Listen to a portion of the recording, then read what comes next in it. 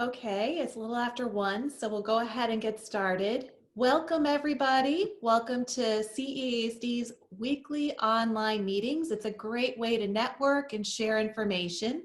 Today, we have two wonderful presenters for all of you. We have John Serrano and we have Malibu Barron. And John is superintendent of the Atlanta Area Day School and also proud alumni of ASD. I've got to brag a little bit here, okay? Then we have Malibu Barron, and her position is in equity and inclusion at Texas School for the Deaf. And she is a school social worker and very involved in working with students and a wonderful resource. So we have two awesome presenters for today's meeting, and our topic is inequality in schools in regards to the COVID-19 pandemic. I don't have a sign particularly for inequality, so I'm going to leave it up to you both. I don't want to give you the incorrect sign. So John also did upload 2 documents, and those are located in the chat box. So if you've not yet gotten those documents through email, you can go ahead and download those documents through the chat box directly and take a look over them. There are a lot of wonderful resources in those papers. So I'll go ahead and let these two take over. And just to talk about Zoom etiquette for our meetings, we have everybody hide their videos. It just makes it easier to see the individuals that are signing. Until you are ready to share a comment, you can go ahead and just turn your video on and we'll know you have something to share. And John and Malibu will recognize those folks who'd like to say something or participate, or you can share your comments through the chat box. So John and Malibu, go ahead.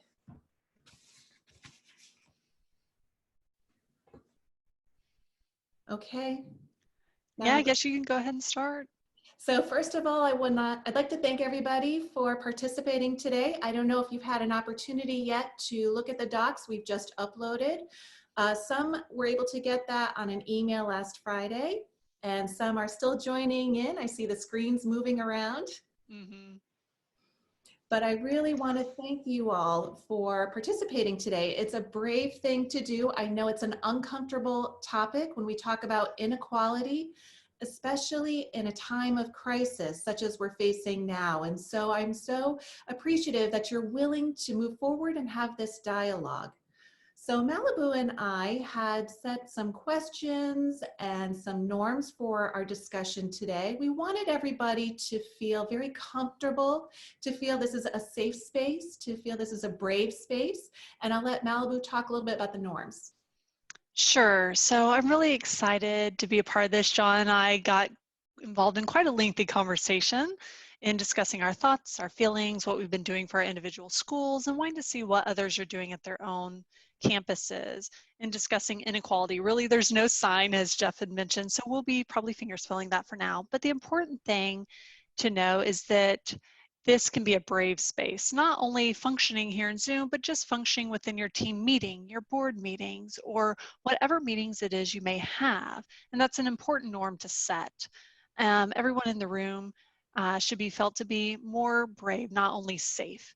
Feeling safe, safety comes with privilege. And I'm not going to go into that discussion right now, but the group norms for today, we do have a view.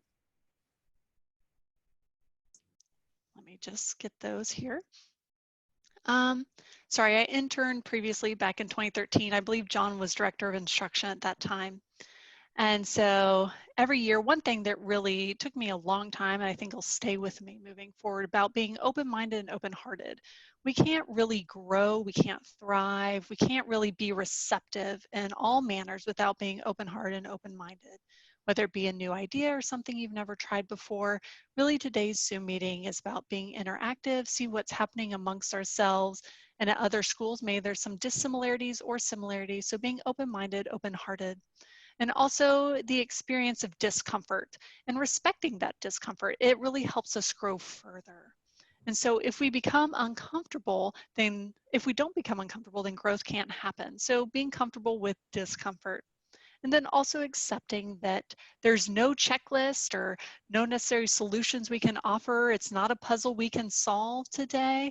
We don't necessarily have the answers, but we will possibly have more questions after this. This is just allowing us to ponder further, see how we can become more responsive And we want you to expect that we may not have all the answers today.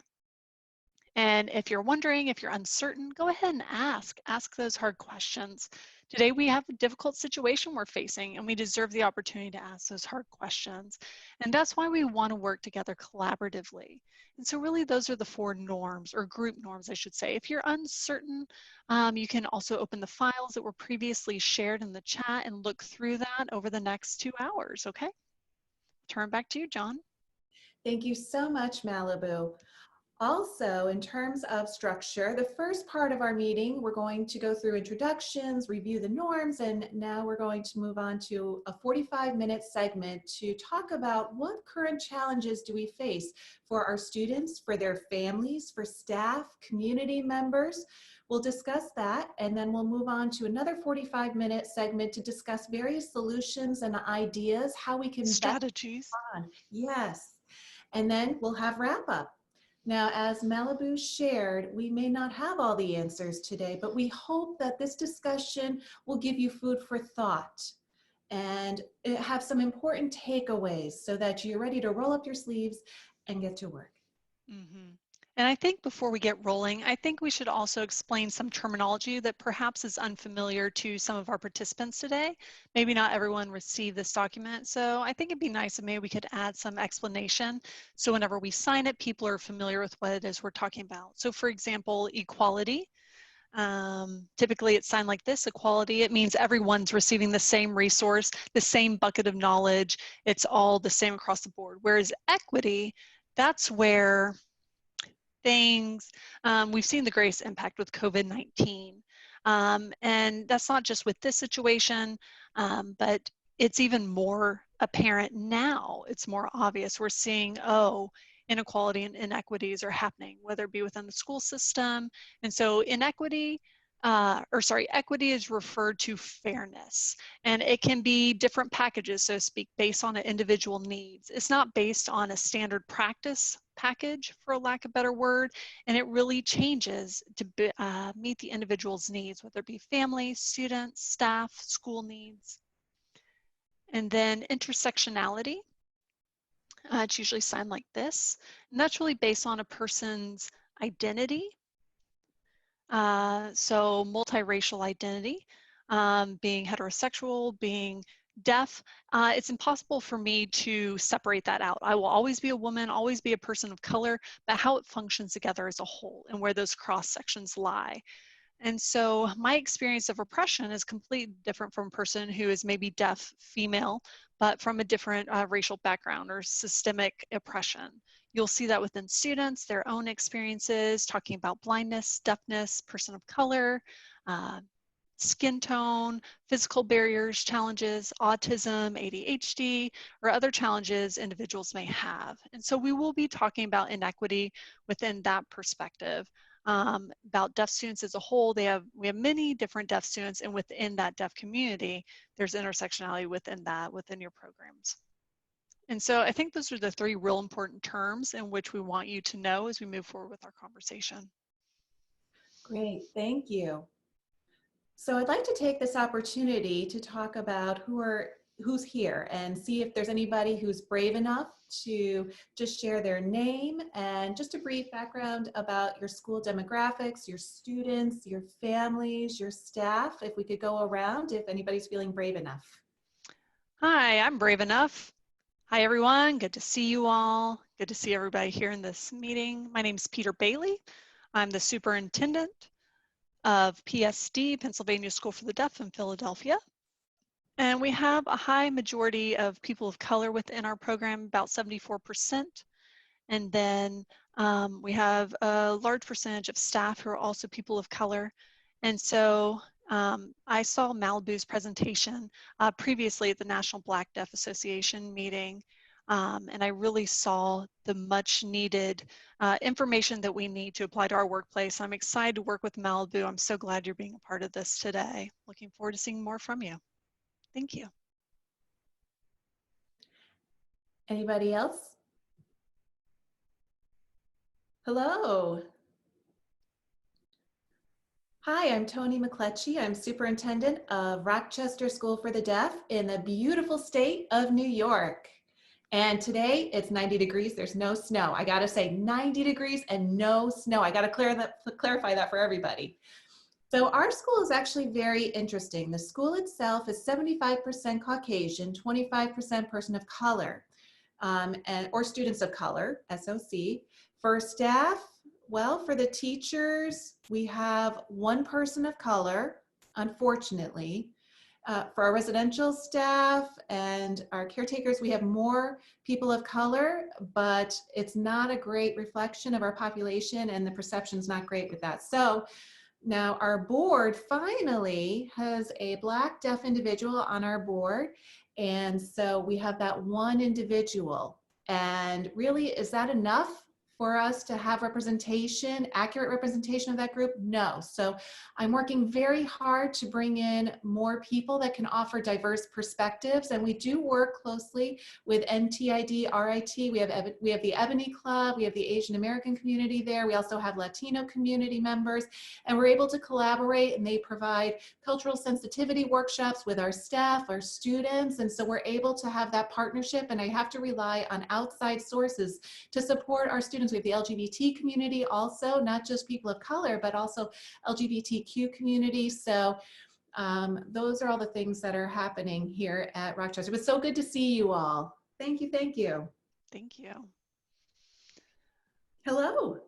Hi, I'm Russell West, and I'm the superintendent of the Lexington School for the Deaf. And my student population is relatively diverse. We are one of the most diverse schools in the country. We have a large percentage of African students, about 16% Asian population, I think roughly 6% white. The remainder have varied multicultural backgrounds. We do quite a few wonderful things. I know Carlos, he can talk more on that. I believe he's here as well. Let him expand. But good to see everyone here today. Thank you. Thank you.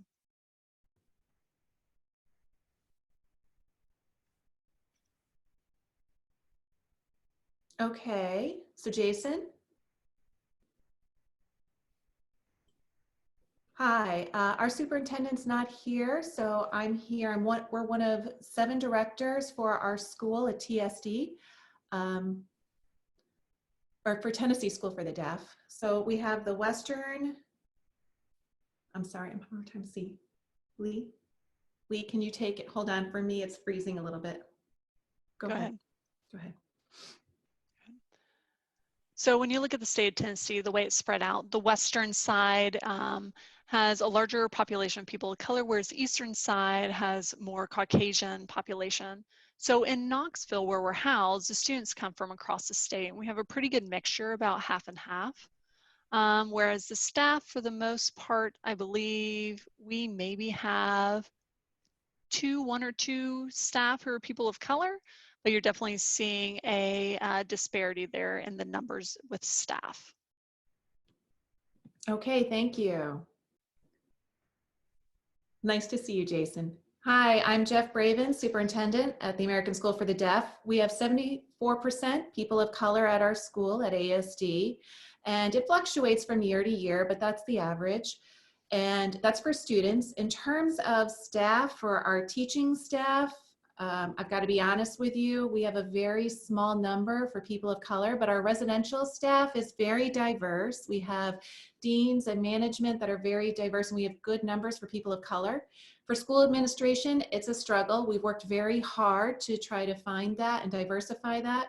On our board, we have some work that we do with the Hartford Foundation for Public Giving, and for grants that they give us, they do require a percentage, 20% of our board must be people of color. And so we do have 7 out of 25 of our board members that are people of color. So that really has helped us. But even within the board, we have a difficult time trying to find people of color to join our board, because every organization in the Hartford region is trying to grab all those people. And so it's very hard, or we try to network and try to find people that can be a part of our board. So it's a challenge, and we're ongoing in terms of our trying to find and locate people to join our board. Thank you. Thank you. Next, we have Carlos. Hi. I'll expand a little bit upon what Russell was stating earlier. Roughly 94% of our student demographic are students of color. In terms of language, I believe we have 24 different home language represented, including different sign languages.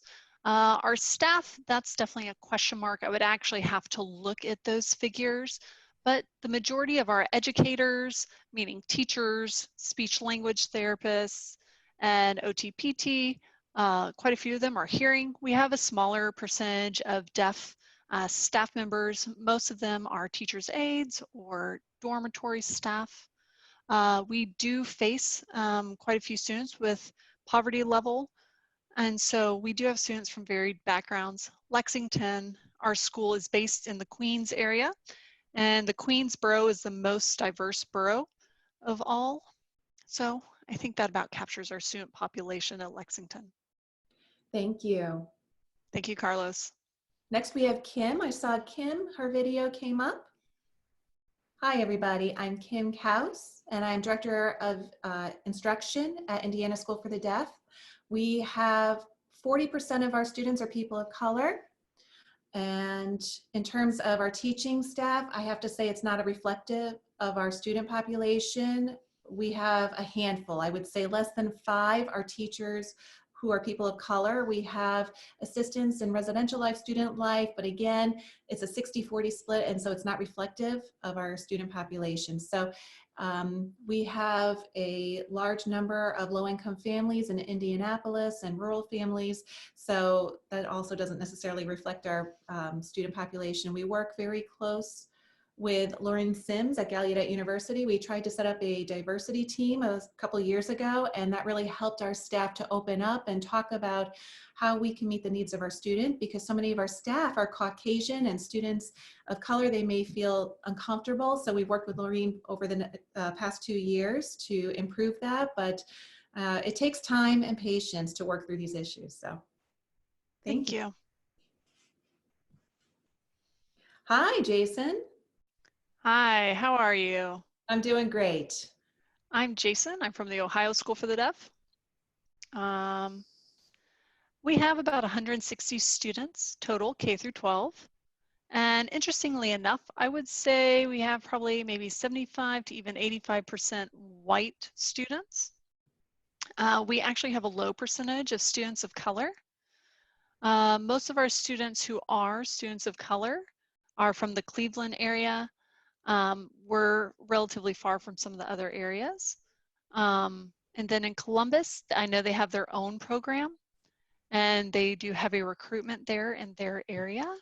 And so a lot of the students there in the Columbus area remain there. Interestingly enough, for staff, we only have a few people of color. I'd say total perhaps 2 to 3, and then we have dorm residential actually has no people of color. And then when you look at our teaching staff, you see that as well. We actually have one student who was graduating and saying, where are people that are like me? Students do recognize the lacking in that area. In terms of hearing, I'd say we have probably a 60-40 split. One big challenge we have at the Ohio School for the Deaf is test equity. Many of our staff have struggled with the state assessment to be able to get into the field of instruction. And so that's my school. You. Hello. Okay. Hi, my name is Desiree Duda. This is my sign name, and I work at the American School for the Deaf with Jeff. And my title is Transition Specialist.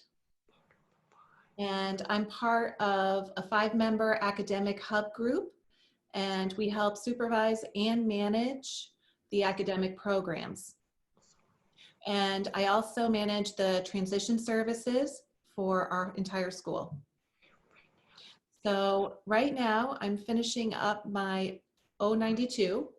I'm taking my last class, and it just so happens that the subject now is Brave Spaces. So really, it's very interesting that this meeting was offered. but also it really pertains very much to what we're doing with our students in terms of trying to provide that connectivity with our online education. So I'm very interested to learn much more from all of you today. Thank you.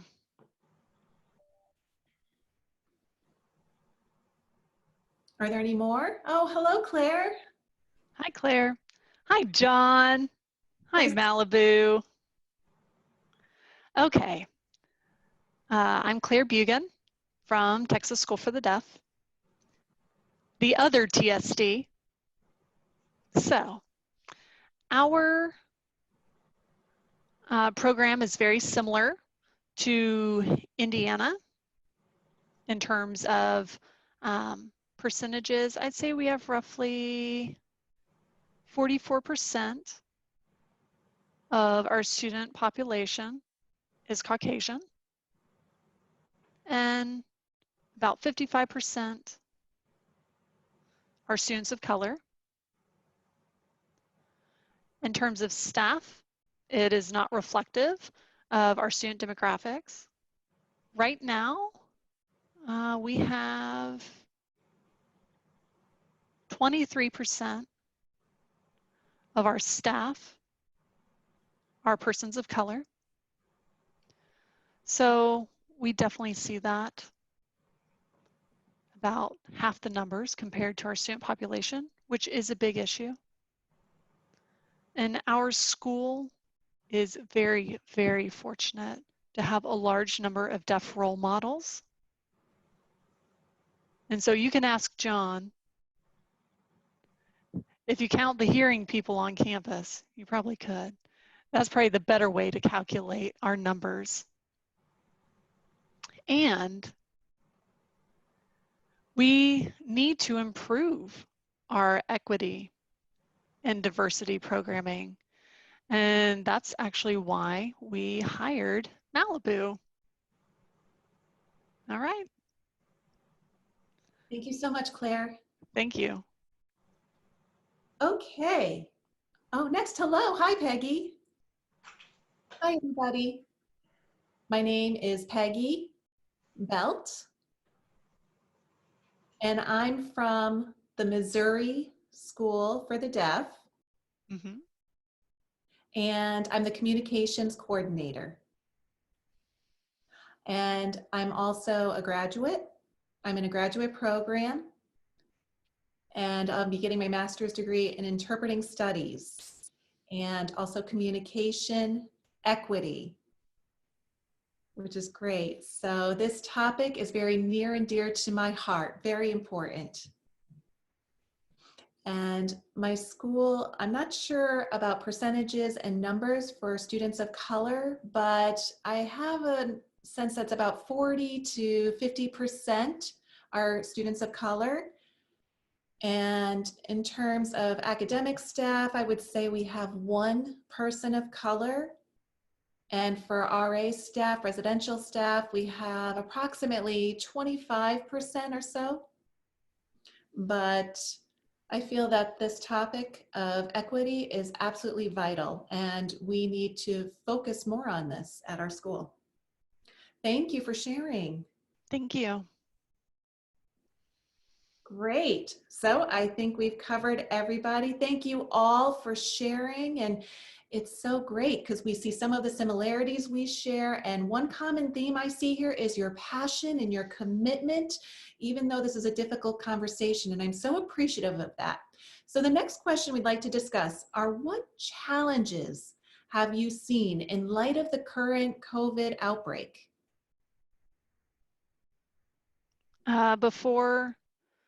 Well, I would say what challenges you were already navigating prior to COVID-19 pandemic, and then program strategies, what have you. So I'd talk pre-COVID-19, and then we'll actually discuss post-pandemic. Have those strategies changed due to the current situation? Has COVID-19 given us an opportunity to recognize that in the midst of a crisis, do we need to take a step back and maybe reframe? Is our programming working? Are these strategies working? So really the first question is more about what strategies or programming you already had in place prior to COVID-19. Great, thank you. Would anybody like to share? I can. I mean, I can. Oh, John, you want to go ahead? Okay, I'll share. So we have a diversity team that we set here at AESD because our demographics are that 83% of our students are people of color, 83%. And like many other schools, our staff demographics are not reflective or in line with that. And so that's an area that we've been working on heavily to recruit staff of color, and not just recruit those staff, but also retain them once we have them. And that continues to be another ongoing issue for us.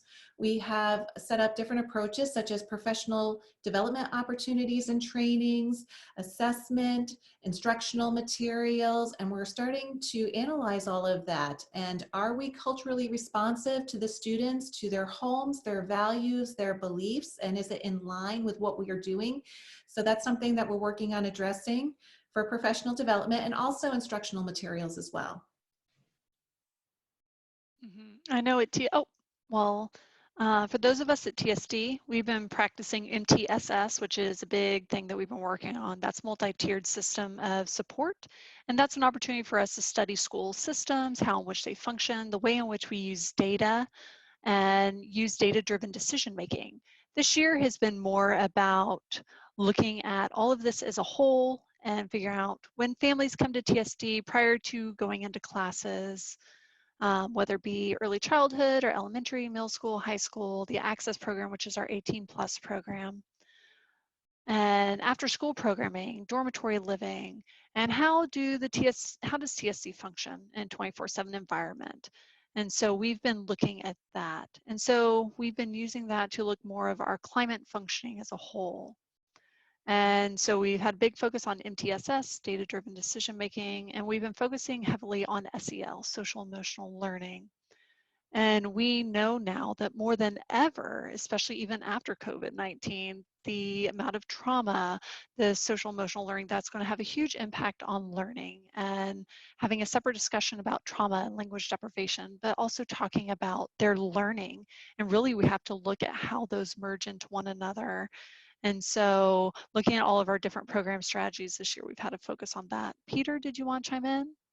Yes, so before we go on, John, I want to let you know if you could just move your screen down a little bit. It's hard to see you signing. That's much better. Great. Thank you so much.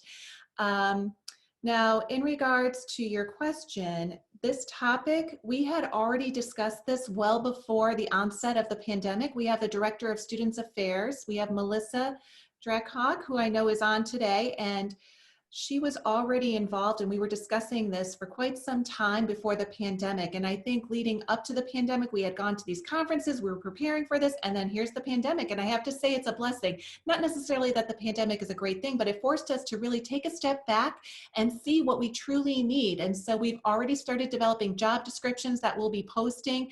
And so these were things we were going to put into place before the pandemic, but now this pandemic has forced us to look at this more deeply to understand why this is happening. Talking about the social emotional learning, there's so many factors involved, and I think this is a wonderful discussion. Unfortunately, it's a small group of people here today. I wish there was more people that took advantage of this meeting, but my intention to be here today is to see these two wonderful leaders and understand how we can best address this at our schools. I think all schools could actually benefit from the idea of this kind of meeting, and I think we all need this as we look down the road. Everybody is struggling with so many of these issues, and who are these people? Do we really understand equity? Do we really understand our students' needs? And we're seeing a shift. And so we have fabulous people that work at our school that are people of color themselves, but they don't have the training, I believe, to be able to do all of this. So I want to bring in a person that can really help open up our eyes and our vision. Our students need us. So I think that's why I'm here today. Thank you all. Thank you. Would anybody else like to share? I switched to another location. I'm a little more comfortable. And I know that everybody has said pretty much the same thing as what we're doing. We've assessed this quite a bit and we've talked to our leadership team, but I don't know that this is going down to other levels of management. And so that's something that we want to work on at ASD. What I have noticed this year is a lot of work with PBIS, that's Positive Behaviors, Interventions, and Supports. We've done quite a bit of that at our school, and we use what we call Swiss data, where we analyze student behaviors and assess them based on data and what the impact is, how many students are disciplined. I have to say our numbers are higher with our minority students, our students of colors, and we have the clear data to show all of this. So we were starting to discuss this and assess the data further, and then the pandemic struck. So we put those discussions on hold. Everybody's shifted their focus to online education and the pandemic, but this is something we want to come back to understand why. Or is it just coincidence? Or is this really something where we have some kind of issue and we may not realize? It might be a subconscious kind of thing. So that's something that we're assessing further using our Swiss data. That's exciting. Carlos? Really two things. This year is the third year in which we've taken Multicultural Festival Week. We've hosted that. It's traditionally in May, and so we actually ended up changing it because the event was very significant impact on a group. And last year in May, it was, I cannot remember it. It was during Ramadan, sorry, I can't remember the sign for that. And we were having a food festival. Whereas the second year we hosted it was in February, and it actually detracted attention from Black History Month. This year it was supposed to be in March, and I could see how that week, where the entire program as a whole was truly impacted by that. You know, our first couple of years there was a little more resistance, where in third year there was a lot more administrative involvement, more family involvement, and more outside entities were being involved to help expose our students to different groups of individuals. There were pros and cons. Part of it, only having a week feels like it's not enough. At the same time, we recognize that this is an important topic, and it's important recognizing our numbers too, because people, not just teachers, but in general, they feel uncomfortable talking about racism. They prefer to sweep it under the rug. They'd rather talk about deaf ed and safe subjects. And whereas racism is the root of all the issue. And so I know, as Jeff mentioned, at the administrative level has to start there. And so within my department, we do focus on PBIS, and I also support the Swiss data. It's so good to have that. And PBIS, we have 8 staff within our team. Half are deaf, half are hearing, half are people of color. And so we really took the initiative this year and decided to have those courageous conversations. Amongst the 8 of us, we really had to be raw and vulnerable and talk about things that were bothering us about one another. Talking about our privilege, talking about how which staff can impact us in that way. And so we had to have those hard conversations and to bring it to our administrative team as well. And that was probably the hardest part. But that was something we started prior to COVID-19. Thanks. Thank you. Thank you, Carlos. Next we have Toni, and then we'll go to Kim, okay? So I wanted to join in. I was eating lunch and now I've got my opportunity, so I want to chime in. Also, I'm similar to Jeff in terms of PBIS and trends, and we just started our strategic plan, and that does include the addition of a mission to support students of color, to bring in people for training that have that special background and diversity. So that's all been a part of our strategic plan. It has not up to this point, but it will be going forward. So, and as many of you know, I actually moved here from Canada 5 years ago, and we're about 3 hours across the lake from Lake Ontario, so not too far, but there was a tremendous amount of diversity in Ontario. And, you know, I could argue about Queens with Carlos later on, but I've got to say there's rich diversity within this community also. When I came to Rochester, though, I have to say it's completely the opposite of what I experienced in Ontario.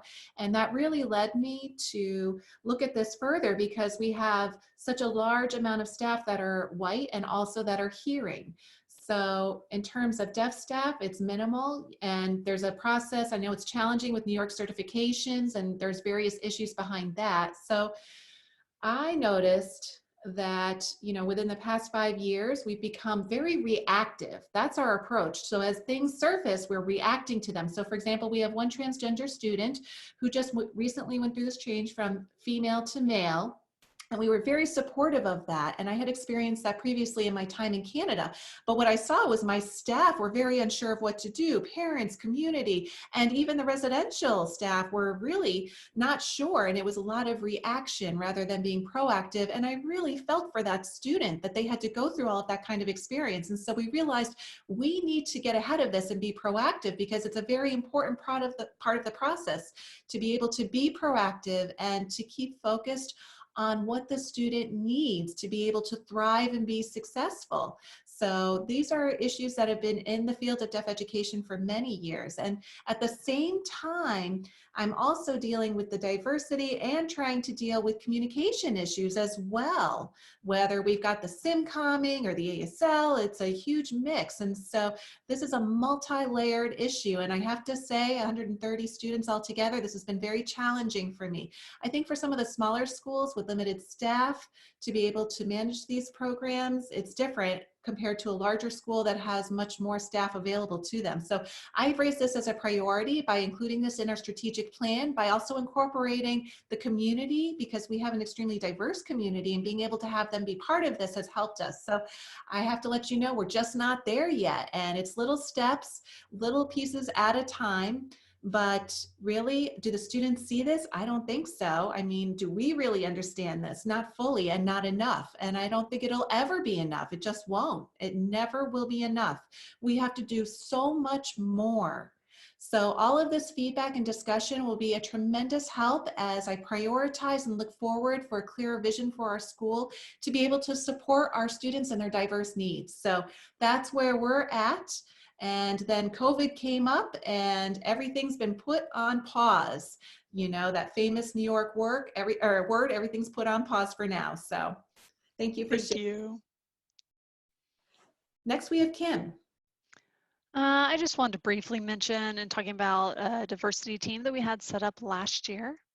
And within that team, we include various assistants, student life. We try to have a diverse group within that for representation, not just the administrative level.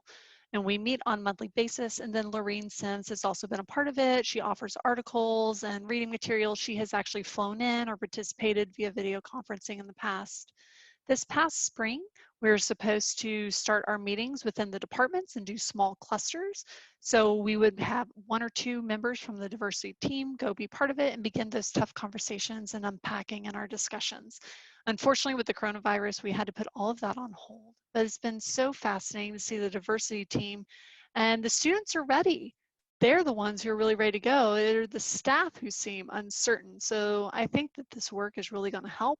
But with COVID-19, I do see where staff have their own perspectives, their own thoughts, and so they may not yet have a full understanding in looking at inequity, what that means, not having access to certain resources at home. And oftentimes they assume everything's good. And so there's still a lot of work for us to do moving forward. We have a lot of good staff. However, getting everyone on the same page is a whole other challenge. So it's something we're going to continue to work on and process through. It's not an overnight process. Thank you. Thank you. Are there any others that would like to share before we move on? Great. This is such a rich discussion, and I'm so happy to see all of the work that these schools have done. And I'm truly inspired by your progress and understanding that this is such an important topic, not just for our students, but for our staff and our families and our community. And I would like to kind of sum up what I've seen. Many mention about things that they've already had in place, or they've begun those conversations. They've started with data. They've started looking at PBIS and programming. Some have already started that. Some are already having those brave conversations. And so that's exactly what we should be doing. And those changes really start within ourselves. Then they start within our team. People feeling comfort and safety, and then is able to spread. And so all of our students, we want everyone to be on board with that. And that's truly why we're here. We're here because of our students. And if we want to see equity happen, then we have to start with ourselves. And it seems that pre-COVID-19, people were making strides. They were already initiating that process. And so now I think we can move on to our third. Okay, so I'd like for you all to reflect on this statement. We are all in this together. That may not be that may not be true though for all of our students. Everybody is facing this in a different way, so it's important as we shift our focus from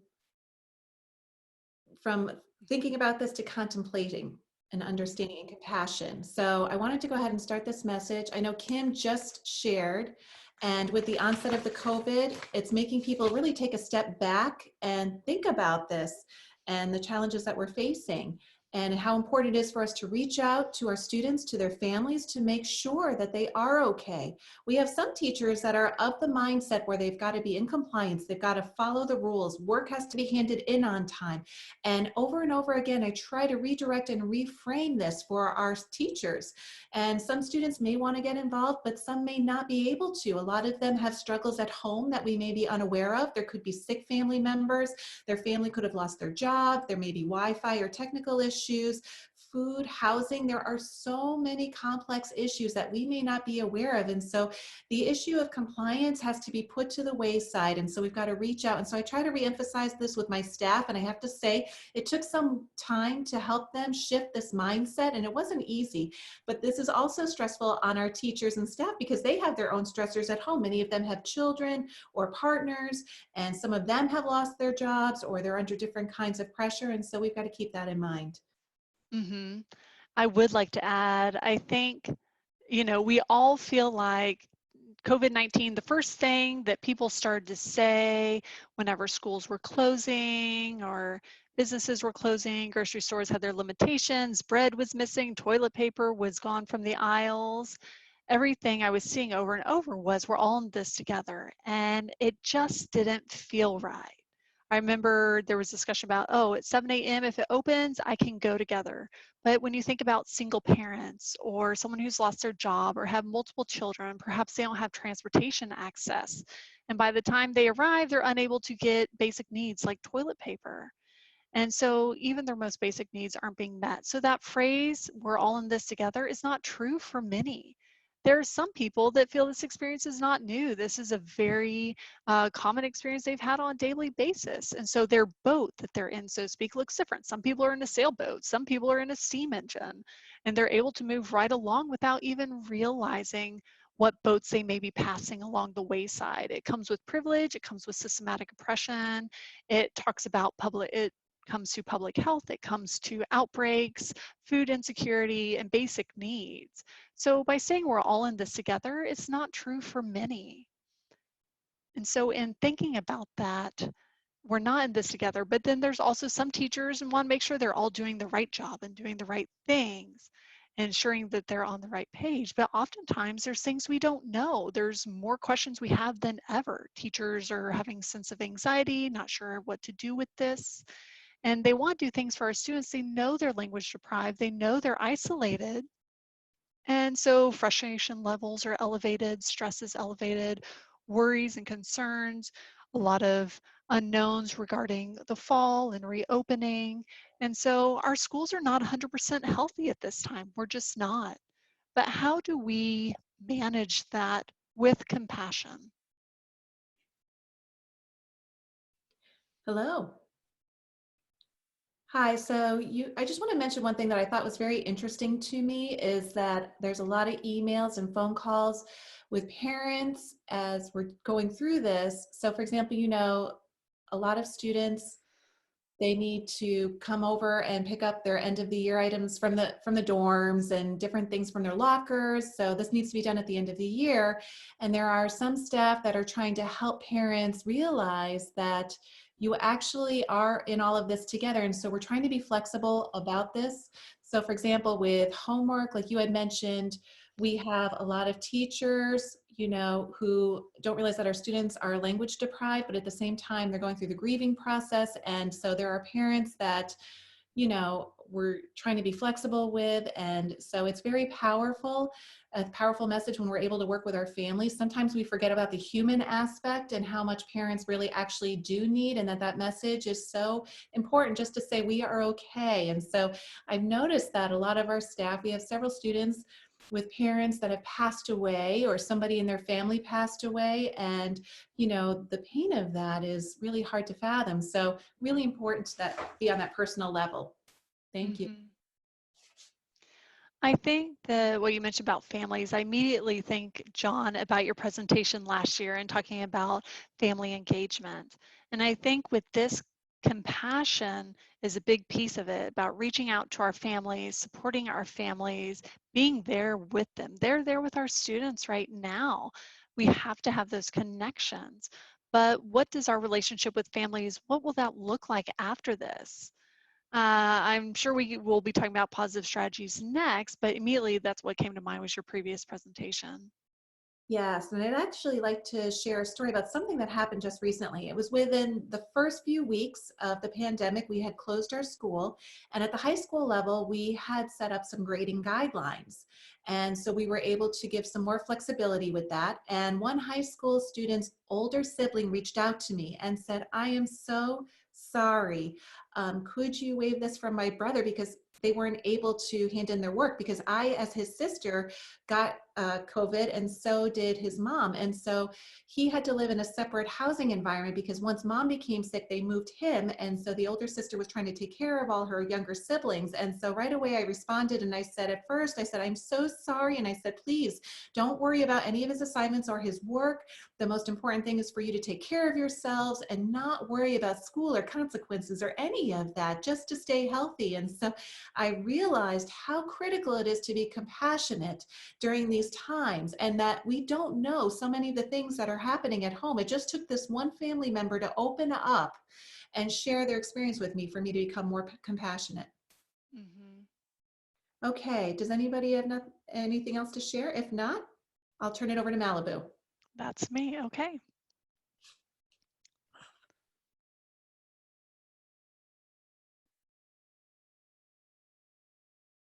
Okay. Oh, maybe. Oh, Stella, do you want to add something? Yeah. Sorry. Um, and just thinking about, we're not all in the same boat, thinking about that message. Whenever COVID-19 happened, we all were trying to think about what we could do to support families, because we know our families' needs are across the board very different.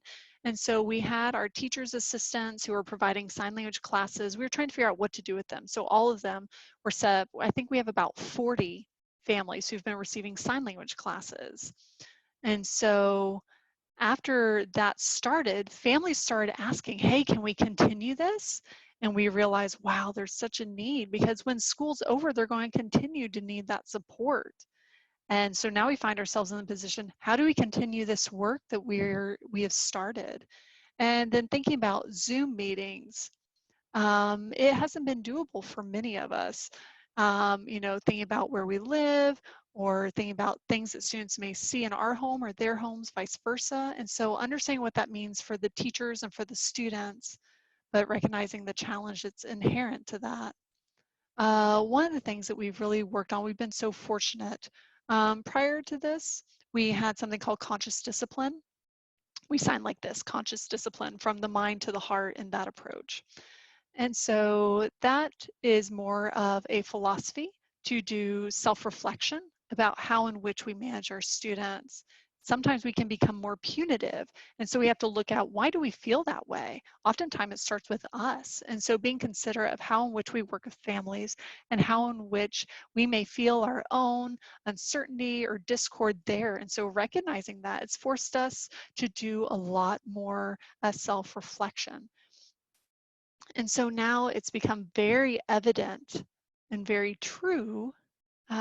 I think that for many people, really we can see, we recognize what we need to do after this is the value of the community and those connections, not just what I provide or what I need to do, but what they're needing. And so we're actually really excited to see it. Yes, it's going to be tough, but we recognize so many opportunities that we have become a surprised of due to this. And so thinking about the ways in which we do things and changing those approaches now. So I think it's a time in which we work through disconnect has actually also been positive in its own way. So that's something I wanted to mention. Thank you for sharing. Okay, so for that next question, I want you to think about with equity in mind, not equality, but looking at equity. What are some new challenges? I know prior to COVID-19, there were challenges already in place, but what new challenges have surfaced as a result of COVID-19?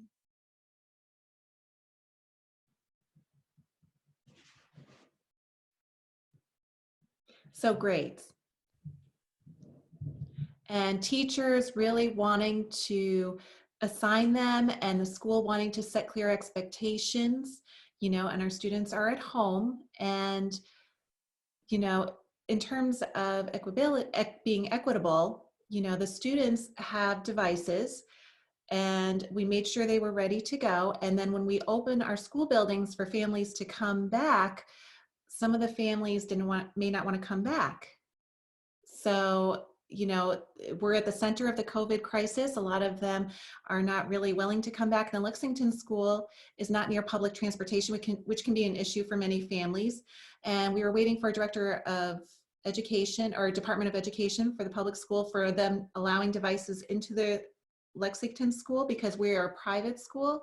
And it took them some time to be able to say, okay, that's fine, and work with that. And we're talking about weeks and weeks and weeks for all of this to come together.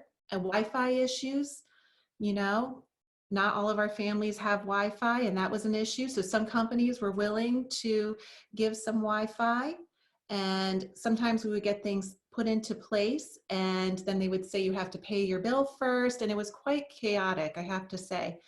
And in terms of meal programs, it was okay.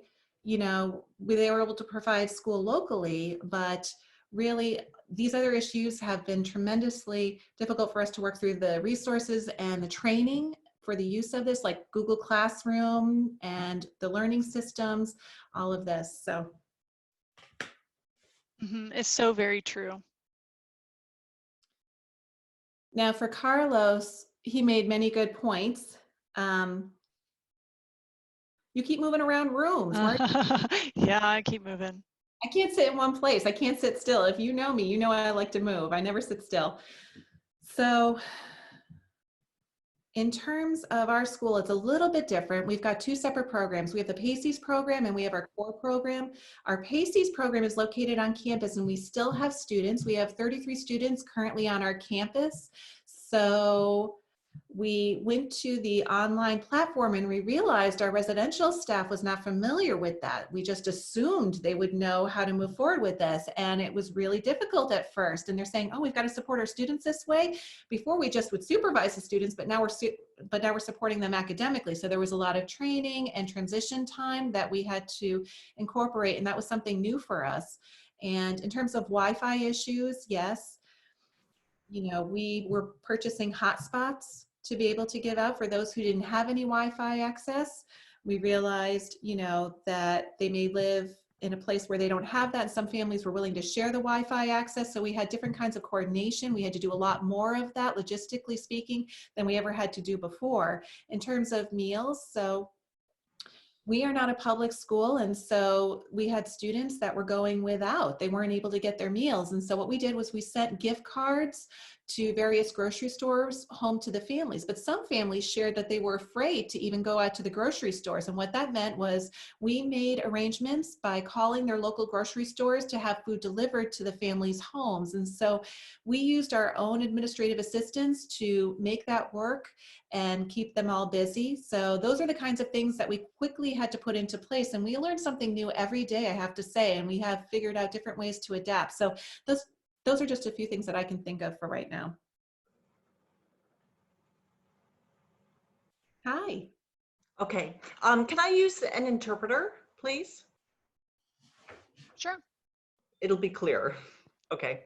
I think what Jeff said is absolutely right. At ASD, our residential program really did pose a challenge. But another challenge we saw was in regard to our special needs population. which is really quite large. Probably about 20–25% of our population would fall within that category. And some of those students were not able to really access online education very well. Now, some were not. And so what we had to do was really work closely with the families to educate them to actually become teachers for their children. And as a result, I saw so many wonderful things happening, a lot of growth, a lot of things that the teachers thought students couldn't do, they were able to do technology-wise with help from their parents. They became much more independent, and in the end it did work out. But we did really need to educate the parents as well as being there for the students.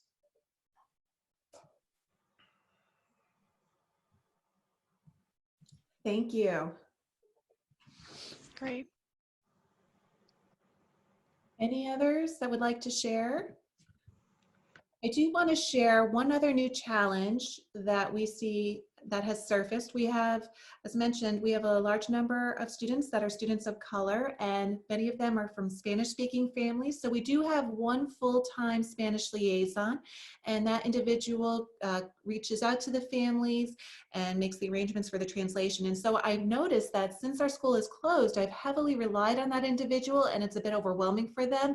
With the closures due to the COVID-19, our families are now taking more responsibility for educating their kids at home. And so for our Spanish-speaking families, the workload is doubled because of that language barrier. So we have the teachers that are working online and sharing assignments through email. And for those families, they're not able to help their children because they need to rely on a Spanish interpreter to help them translate not just the documents, but also to assist them with educating their kids. And so this is a new issue that I'm seeing. I'd call it a new opportunity. Toni? Hi again. In talking about different families, within family demographics, we've faced several challenges with students who have moved from other countries, whether it be recent or a few years back. And so they've been learning sign language through online means, and they don't have full access to curriculum or information or learning due to limited language access that they have already. And then another challenge we're facing is oral students who have transferred in and are new learners to ASL. They're expected to pick up a brand new language. And there has been an unequal use when we talk about video platforms using sign language to access that versus spoken language. It requires a lot of communication accommodations.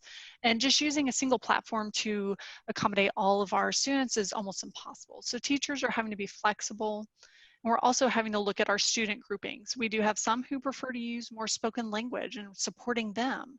So looking at just those multi-layered needs within communication. And then we have staff who are working with students in the evenings as well, dialoguing with them, providing emotional support, social support, also prompting them about rules with their laptop that, hey, this is school property. You can't just be downloading games and movies to your school devices. And so having that ongoing parental type role. We do have some families, I'd say, with 5–6 children. They may have low economic background, and so they struggle to manage all of their children, and so being able to meet their needs. There are some school districts who are not providing devices at all, and so they're using RSD devices for all 5 children, and so trying to suit everyone's needs. And families would rather have 10 o'clock for their time to work with their students, or 11 o'clock, and teachers are not easily able to set up a set schedule. And so that has been a challenge. So providing supports, but at the same time recognizing our responsibility for our other students for the entirety of programs and provision of services. So it has been a big challenge, and I'm sure all of you are aware. I know we're going to get through it and keep processing as we go along, but we recognize how much is unknown for us. Thank you for sharing. Yeah, I think some of what you've shared, I'm thinking about our undocumented families. I haven't seen any of those stories yet, but I know prior to 19, undocumented families, their experiences with ICE and their access to services and what have you was already very limited. But now with COVID-19, I can imagine the elevation in their fear, whether it be driving to the school or going elsewhere, having teachers visit them at their home, fear about people knowing where they live. And I think that's a new challenge that we're facing with undocumented families. And so I'd also want to know about Asian families. Are they experiencing any increased racism as a result of the pandemic? And I've seen some see, you know, the Chinese virus. And just prior to a week before school closed, I saw that commentary being made. And so that increased challenge of COVID-19, I'm wondering when we do come back to school, will we still see that, and how we as an education system address that? I don't see discrimination so much at our school. I think we're very accepting of diversity because we've always had international students at our school. And so there are two issues though. We have a family from Pakistan. We have boys from Pakistan, and their government has said that they can continue to stay in America. And so they've stayed with us throughout the COVID-19 pandemic. And the second situation is another family from Saudi Arabia that we have. Saudi Arabia ordered all of their families that were living in America to return to Saudi Arabia. It was a directive. And so we had to make arrangements for the family to fly back to Saudi Arabia because of the pandemic. Now, our student is still involved with the online learning opportunities, which is great that she's still engaged. But I know from other private schools that, for example, my daughter goes to a private school and they had several girls from China.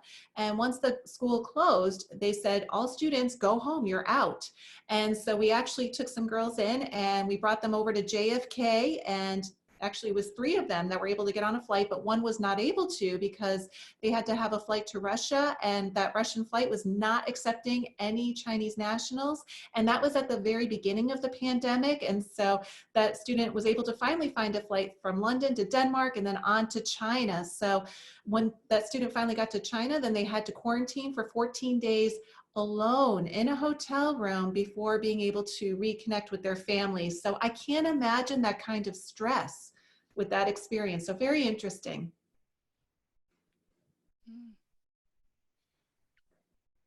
Kim? Just briefly about a challenge that I've noticed with our high school Zoom classes, getting the time coordinated and schedule. Some students are not participating. We've reached out to them and they may make mention of taking care of their younger siblings while parents are at work, so they're unable to participate. And we can't be punitive towards our students for that. And I know teachers have struggled with that. Well, they're not participating like other students. Well, we got to think about the family first, and seeing that the onus is being put on students to take care of younger siblings. Yeah, we actually had a meeting with some high school classes for peer advocacy. Sorry, a peer assistant leadership class. And it was just set up, but then we had COVID-19. And so we are continuing to meet, and some of them are taking care of younger siblings, some are even infants. Parents are working, and so they're having to take over that care. And there was a lot of frustration there with increased stress, and talking with them, checking in. But I can just imagine that many of our older students, maybe even middle school students, are taking care of younger siblings, helping them with their own schooling, and then not being able to focus on their own schoolwork. Oftentimes it's the older siblings that take on that responsibility. And with COVID-19, I'm sure we're seeing a result of that, that they're not able to keep with their own work, and we need to support our families better. That's true. FYI, Carlos just posted in the chat room. He shared a very nice resource, so make sure everybody takes a look. Thank you, Carlos, for that. Oh, I just saw that. Thank you.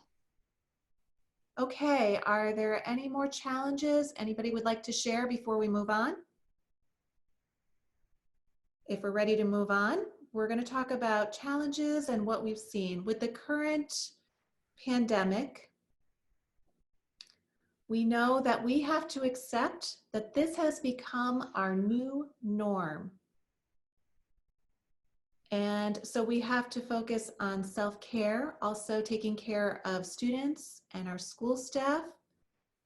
What are some various strategies and solutions you've developed? Perhaps you've come up with something within the school, or you have an idea you'd like to share. So I'd like to have this open up for discussion now. No right or wrong here, just ideas what are out there. Yes. So for example, Jeff already shared, he's identified some challenges. And for example, when families were struggling to get food, they had staff drive out there and deliver the food or the cards. I thought that was a great way to help put the non-instructional staff to work and maximize their time. One great solution there. And I know Stella mentioned about our TAs not being sure what to do with them. So they're teaching ASL class at TSD. And so there are many things in which we can use our non-instructional staff to do with families. Any ideas, solutions, anybody would like to share? We've gone through a lot of problems. Let's get to solutions. Stella. I've been thinking a lot about this and challenges in which we face. I've been thinking about, are we even asking the right questions? And so as leaders, we should be asking questions like, for example, with our principals. I work a lot with our principals. And thinking about these things, we do have students. What are our plans for some of these students? And are we looking at them as a whole? And so I think that really this has made me think just a lot about our leadership style, not as an act of criticism, but are we expanding and deepening our thinking about our student population? Are we doing things as told? Or I think that this is incredibly challenging as a leader to be thinking about all these different factors without having some of that dialogue beforehand. We've been thrown into the middle of it. And some of these conversations just almost feel unnatural. Now we feel like we're being forced into it. And really, we haven't afforded ourselves the time to dialogue about this. And then here we are in the middle of a crisis trying to take action. And so I do think it has been a very positive and humbling experience for many of us. And so it makes me wonder if we've even been asking the right questions all along. That's a great point. Peter. So when this happened, prior to this, we were busy with our daily lives, our student needs, but when the COVID-19 pandemic came on, I say it had to hit us hard, especially with language deprivation. A lot of our students went home and had no access to communication. So we're looking at about 2.5 to potentially 3 months with no communication. And so we try to reach out through Zoom and keep them posted. Do you need anything? What kind of supports do you need? And that has been a tremendous increase on our time. And I have to say that Zoom is like our new norm now. And that's how we reach out to our students. And our students love to see Zoom, and they're very, very well equipped to use it, maybe more so than their hearing counterparts. But right now I see, as we're looking forward to the summertime, schools will be closing soon, and we have ESY, our extended school year. Not everybody will have that, but right now we have this. So does that mean this will be done on a Zoom platform? And now students are looking at a total loss of about 5 months of that face-to-face interaction. So I think once we have this in place, it really forces us as a school team to develop emergency planning. And we all have to have that, but now we've had to add in the other piece that COVID-19 has brought to light. So in the event that this happens in another time, that we need to be prepared. So the technology aspect, adding that on, it's definitely a challenge, but it's something that we never dreamed we would have to encounter. Maybe 1918 was the last pandemic. So, and it happened in Philadelphia. I don't want to see that happen again, but we really are struggling through all of this. And so these idea sharing opportunities are great. And I see that there's a common thing where we need to talk about student accessibility. Very true. And Peter was talking about parents and the language deprivation piece. But I have to say, interestingly enough, we've always offered parent sign language classes, always. And once COVID started, we continued with the parental sign language classes. We offered them through Zoom. And we have to say, we're seeing higher participation rates amongst parents, and they're enjoying it so much more now because they have their child right by their side and they're learning through Zoom and directly communicating with their child. There are so many inspirational stories are coming out of our parental sign language classes, and now they're asking for expanded classes. We also have offered our staff online sign language classes, and they are enjoying this opportunity.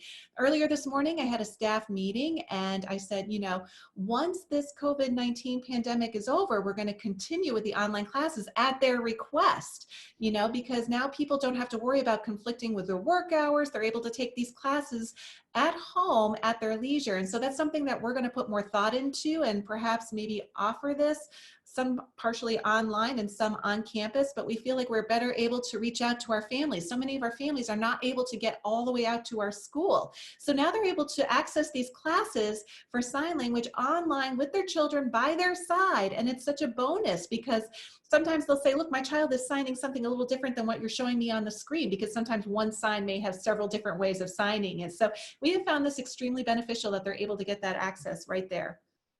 Very true. You know, we have some dorm students who are there all week, and then they're just able to communicate basic needs on the weekend, like go to bed, watch TV, eat, drink. And now they're talking about learning, they're talking about math and more complex subjects. So it really forces parents to, you know, grow in that area, but with the support of staff.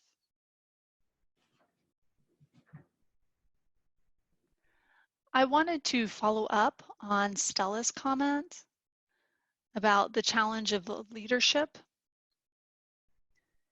You have forced me to do some I have to admit, some own conflict I've been experiencing. I have been, I will say, fixating on leaders and filling in achievement gaps.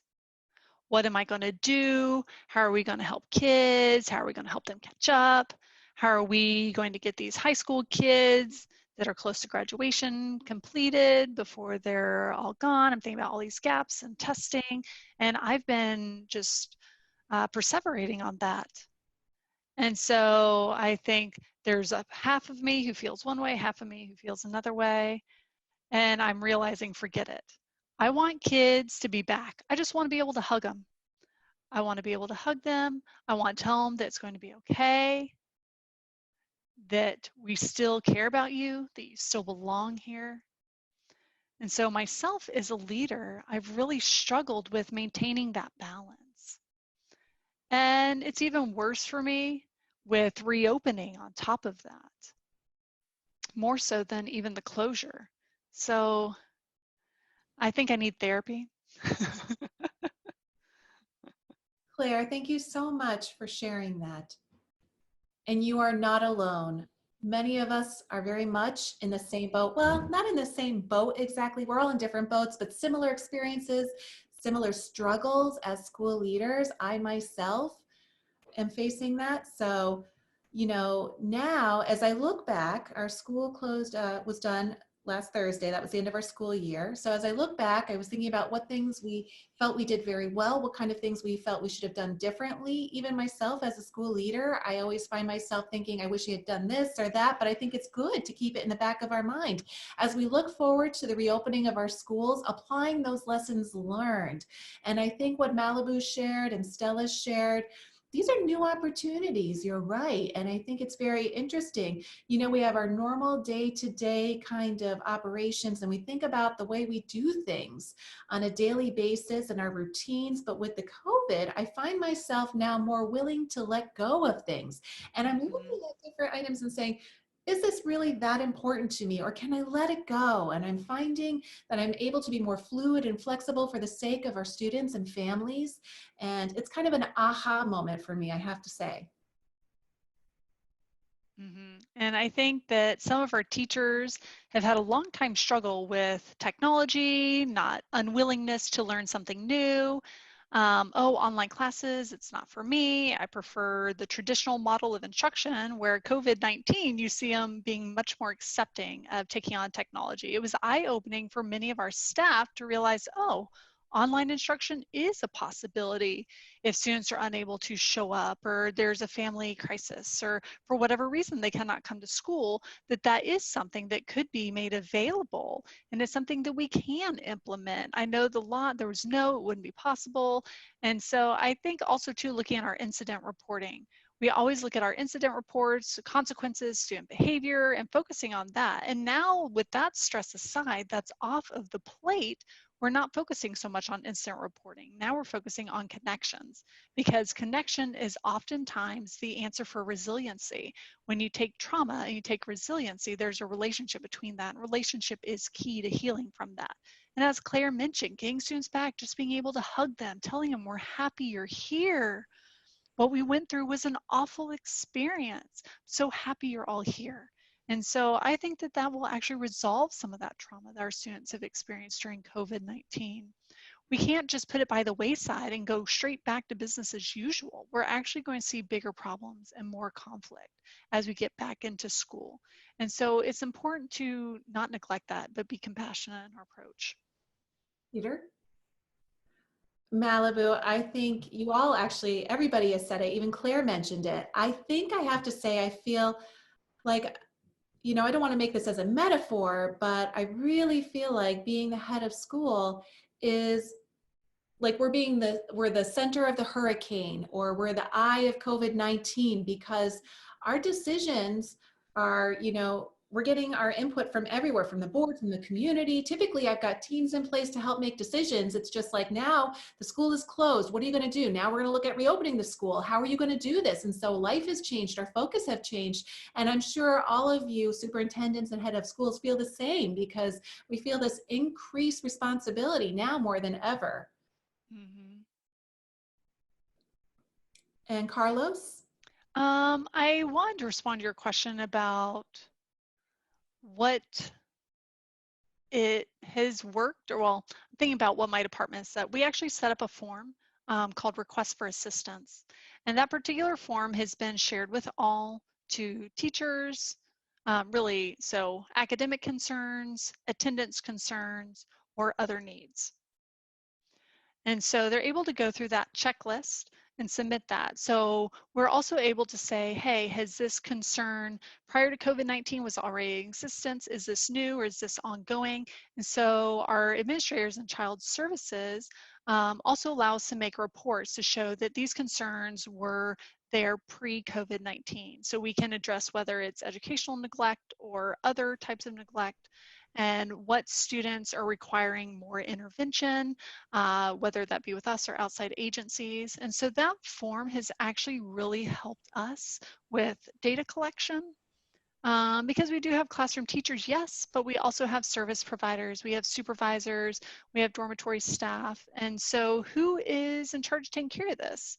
Is it just teaching staff? Is it someone else? And we've seen some gaps. So this request for assistance is shared by myself, department supervisors, and administrative assistants to be able to review that form, to have documentation.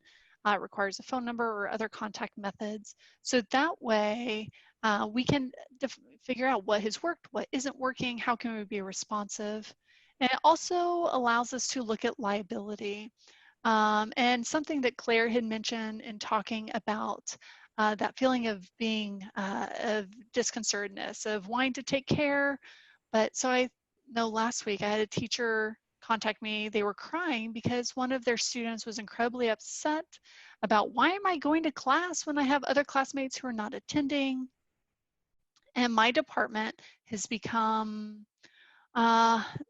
we have the role of therapists, and so we've taken on this role of supporting not only students but also staff, having them a place where they can come in and talk about their own concerns, so that way we can take care of them so they can take care of students. So it's important for us to be providing supports to our staff as well. So I just wanted to say that. Yep, caring for the caregivers, right? Our teachers, they're so key, and we need to be sure that we're supporting them and that they're doing okay.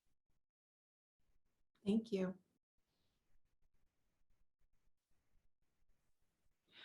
There's such a wonderful array of different ideas, people sharing things, people feeling challenged. And I think it's important to take that step back and really analyze what could we do better for our students and for our staff and families.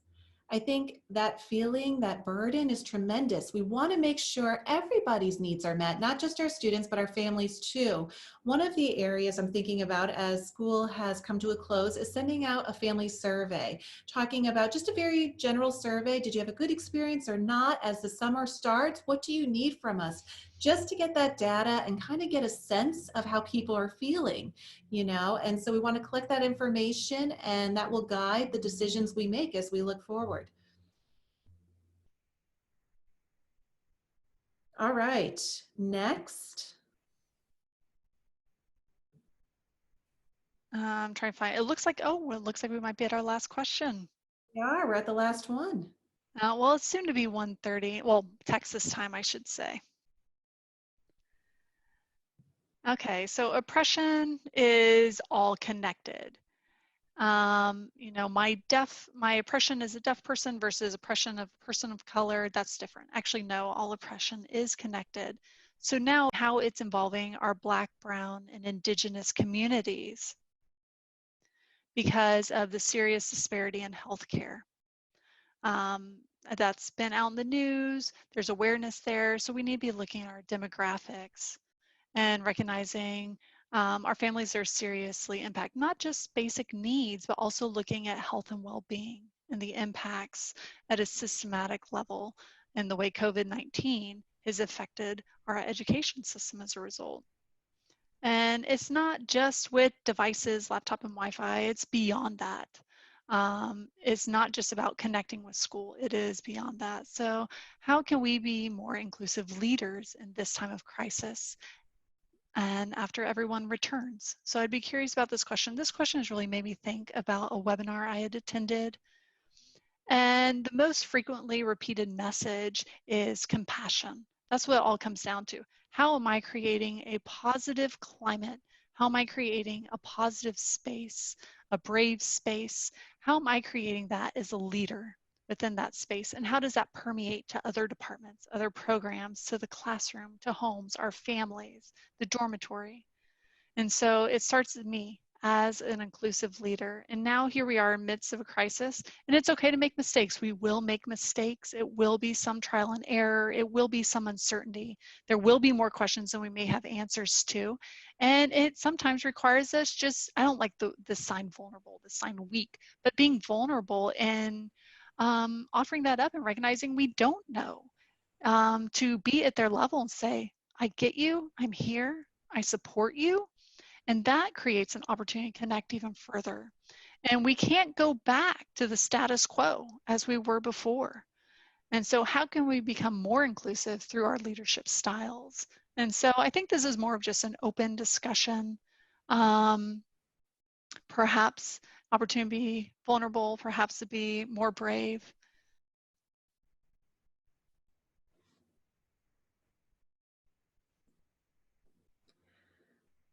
So before the COVID-19, we were an educational place. We provided education for deaf and hard of hearing students, and that was our huge role. We provided education, advocacy, but with the onset of this pandemic, we have completely changed our approach. We are now a resource. We are providing support, referrals. So for example, we have some older students who live independently, and they were unable to afford their monthly rent. And the landlords were saying, you got to pay up, even though New York had agreed to waive that. And so we had to get involved and advocate for that student. And we met with the landlord and we said, listen, the governor made a very clear directive about things like this. And so we find ourselves reaching out to support families much more than we used to. Also, unfortunately, we've had several domestic violence situations, student to student or parent to student. where the student witnessed something between their parents. And so we could not turn a blind eye knowing these situations happened because they're going to directly impact the student's education. And so we did get involved, and my wife works for a domestic violence agency here for deaf individuals. And so they were able to get involved and help refer out for those mental health services. And so that's something we're seeing so much more now as a role for us than we were prior to the COVID-19. And we weren't aware of many of these issues prior to the pandemic.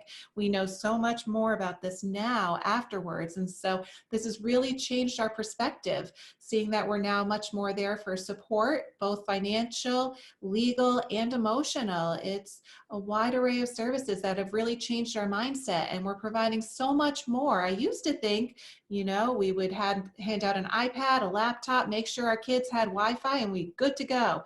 But no, that's not the case. We're finding it's so much more than that. And our leadership needs to be available, and we have to have the resources. And if we don't know the resources, we've got to get them out to the families. And they continue to appreciate us in the long run for all of this. And, you know, I think you brought up something regarding family violence. Even with healthy partners, there's going to be more conflict just because you're staying home 24/7. And it's easy for even healthy families, healthy marriages to go through hardship. So there are families who maybe were already on that uneven ground, that struggle with communication, or even conflicts regarding discipline of their children. That's going to impact their well-being. So of course, family violence is going to increase, and isolation alone is one form of abuse. And so I know in looking at that, we're seeing increase in isolation, and it's something they can't escape. They can't get away due to COVID-19. And how is that impacting our children? And so that greater isolation leads to greater violence. And I think deaf schools are going to see a greater impact due to that. And so that means providing more healthy relationship classes. It means checking in with our students. It means more calling it out when you see it, recognizing this is unhealthy. Why is it unhealthy? What can we do differently? How do you communicate with unhealthy relationships? And so I think we are seeing more family violence, absolutely. Absolutely. And we do provide happy or healthy relationship trainings with our domestic violence agents. Great. And so that will continue, and it does so through Zoom. And so that's for our high school students. We teach them about healthy relationships. For our middle school students, it's more of online etiquette, because I gotta say, you know, they have the chat and they're insulting each other and, you know, making fun of each other. And so we had to bring in PBIS. And so we talk a lot about healthy relationships, because truly, you know, as you mentioned, with the isolation and the ongoing of this pandemic, it really, it makes it very difficult for everybody. So, but thank you. Thank you. And Peter? It's just so interesting. Just so much of this connects with me. We really have been talking about reassurance. I've found myself in a position where many people need to be reassured that everything is going to be okay, that we are going to come back. With the closing, it seems that there was a disconnect with communication. That's something we've really had to work on. You know, we've got about 200 some odd on Zoom. I know that's difficult, but we made it work. And it was so nice for people to say, I feel like you've reassured us it's going to be okay, and that we are going to ensure that our school is a safe place, that whenever it comes back, it's going to remain a safe place. And so recognizing that our staff is also having to be reassured, not just our students. And so also making a concerted effort towards our staff and being able to relieve some of their anxieties. And so we really need to recognize that many of our students and staff alike need that focus. And so I know there are they have families themselves that they are struggling with. And so there's a lot that comes to play now. So I'm so glad that you're leading this session today.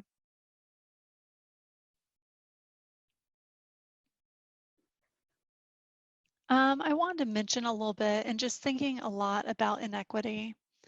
Before and after COVID-19, there's definitely some similarities there. I don't want to make it too simplistic, but it's always there. And I think now we're needing to be more courageous in our work in addressing that inequity. I know I've been trying to talk with my division and thinking about oh, that zero mindset. And so I know that up until this point, we recognize that we're not sure, did it work, did it not?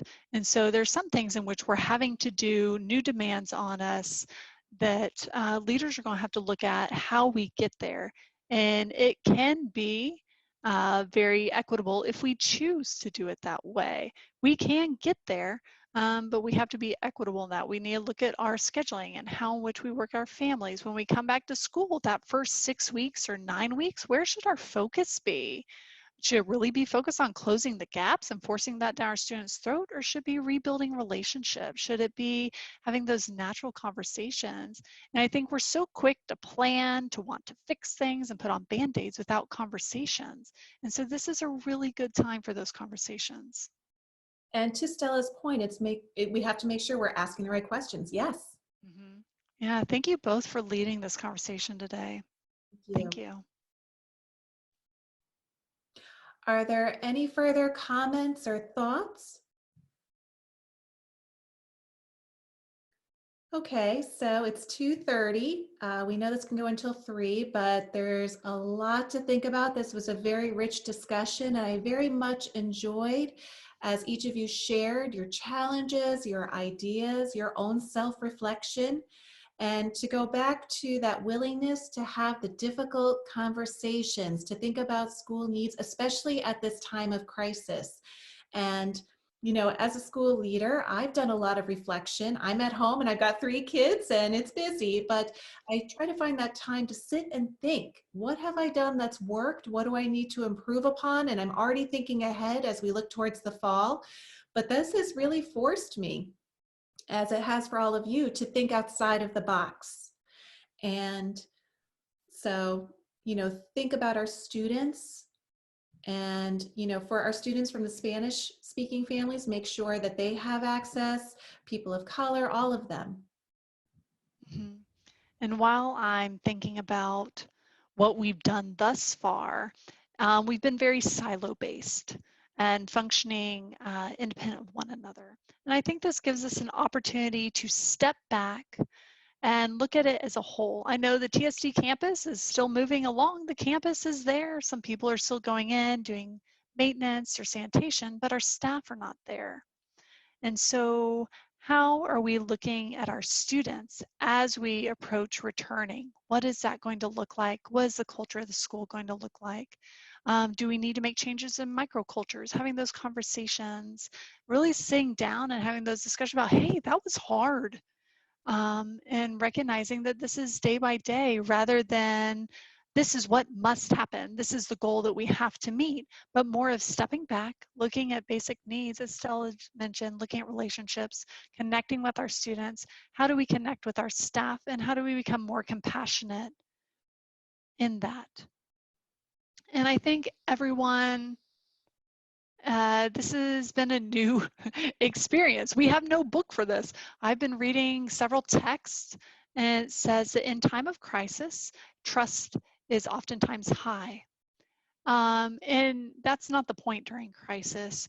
Really what matters is that post-crisis, once that crisis is over, trust tends to take a dip. It tends to bottom out. And so our goal is to maintain that high level of trust, to maintain the communication, maintain the collaboration, to ensure that your school is stronger in the long run.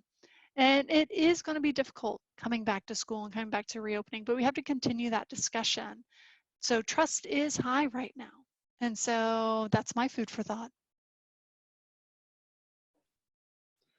Honestly, I've got to say, John and Malibu, you have done a wonderful job of leading this discussion today. This is such a critical discussion, and I agree with you both that communication is key. I remember that when the pandemic started, I was communicating on a daily basis with my staff through vlogs, because I did have staff still working on campus and they were concerned. They wanted to know what was happening. And so I continued that on a daily basis until everybody was more comfortable. And then I reduced it to 3 times a week. And now we're at 2 times a week. I hope over the summer I'll be able to share those communications just once a week. But it is key, as you all said. And after the crisis is over, how can we continue to maintain that high level of trust? That will be a challenge. I also sent out a survey to our staff. It was a simple 10-question survey, and we asked, how can we help you? And how are you feeling? Because we talk about the students, we talk about the work, but we wanted to know, you as a staff person, how are you feeling? And providing that support. And we got a lot of wonderful responses that really helped us to shift our focus in our work so we can understand how we better support our staff. What is the end of the year going to look like? Perhaps we have professional development opportunities, not necessarily about online learning, but helping address staff's personal needs. So anyway, I mean, I could go on and on about this all day, but honestly, thank you both for this wonderful discussion. This vlog will be available on CEASD's website with the transcript. So if there's anybody that perhaps missed this and heard this was a great meeting, encourage them to take a look at the vlog, and hopefully we'll continue this dialogue, not just for today, but moving forward through different conferences and so on. Thank you both, and thank you to the interpreters for their phenomenal job as always. We've got champions. Thank you. And I know because I see the captionings are amazing. So great job. Thank you all, and take care, everybody. Bye.